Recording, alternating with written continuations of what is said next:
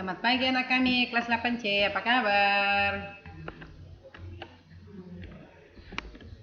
Hari ini kita akan ketemu kembali di dalam pembelajaran kita tentang sistem pernapasan manusia ya nak.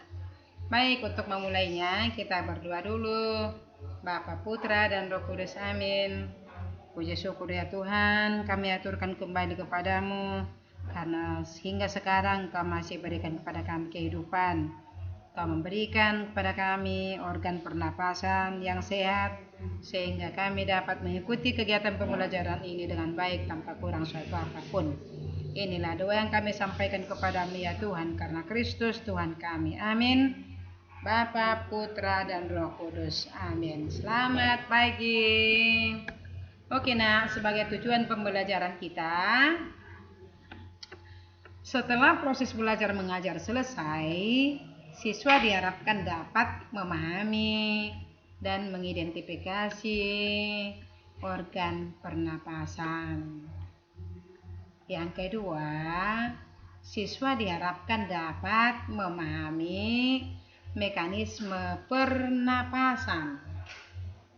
Itulah tujuan pembelajaran kita untuk kali ini, kendati pun masih ada tujuan pembelajaran yang lain, ya.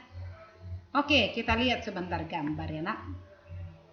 Apa yang sudah kita gunakan untuk mendapatkan kehidupan nafas itu, kita penting ketahui bentuknya, organ-organnya apa saja.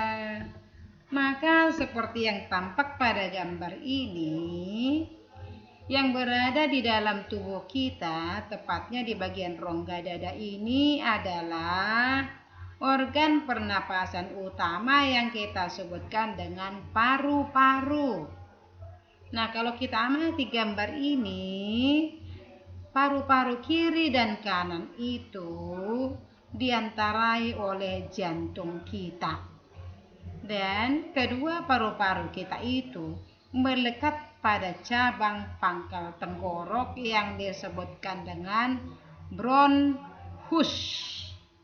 Cabang pangkal tenggorok merupakan tempat melekatnya paru-paru kanan dan kiri. Nah, kemudian selain organ pernapasan utama, ada juga organ pernapasan tambahan.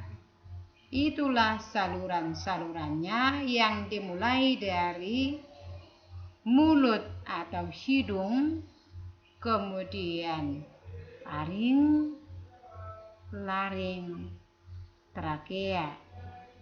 Kemudian di dalam paru-paru ini ada juga yang kita sebutkan dengan cabang bronchus, namanya bronchiolius, ya, bronchioli kalau sedikit, ya, cabang-cabang bronchus ini, nak.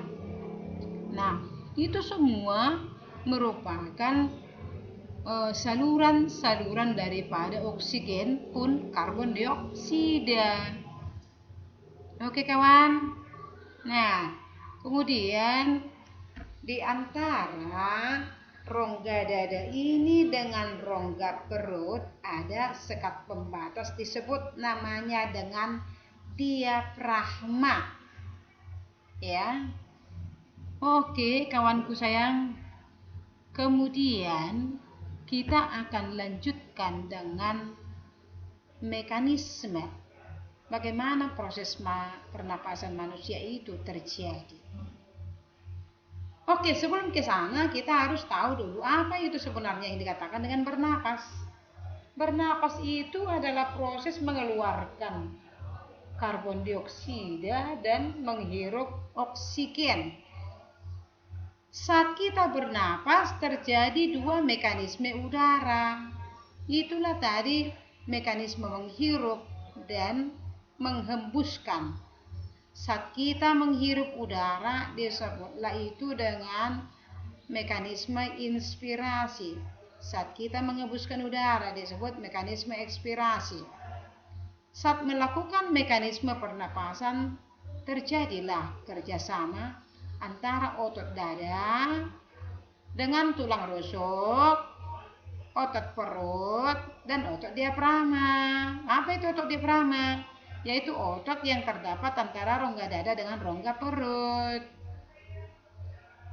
Saat inspirasi atau saat memasukkan oksigen, diafragma dan otot dada berkontraksi, maka volume rongga dada membesar, paru-paru mengembang, dan udara pun masuklah ke paru-paru. Saat kita mengeluarkan karbon dioksida, diafragma dan otot berelaksasi, maka volume rongga dada kembali normal, paru-paru normal, dan udara keluar dari paru-paru.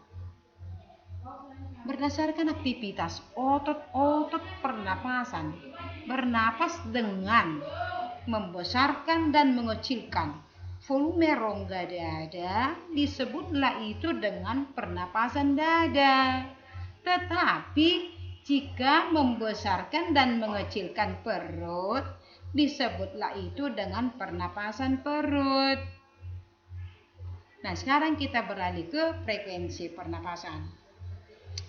Faktor-faktor yang mempengaruhi frekuensi pernapasan antara lain bisa dipengaruhi oleh faktor jenis kelamin, posisi tubuh, kegiatan tubuh, suhu tubuh, pun umur. Katanya oleh para medis, semakin bertambah usia seseorang, maka frekuensi pernapasannya pun semakin rendah. Karena apa? Proporsi kebutuhan energinya pun semakin berkurang. Juga dipengaruhi oleh jenis kelamin. Nah, pertanyaan Ibu, mana yang lebih tinggi frekuensi pernapasan dengan berjenis kelamin laki-laki atau perempuan? Yaitu yang berjenis laki-laki. Kenapa? Mereka bergerak lebih cepat dibanding dengan perempuan, sehingga mereka membutuhkan banyak energi. Maka kebutuhan O2 dan produksi CO2 pada laki-laki pun tinggi.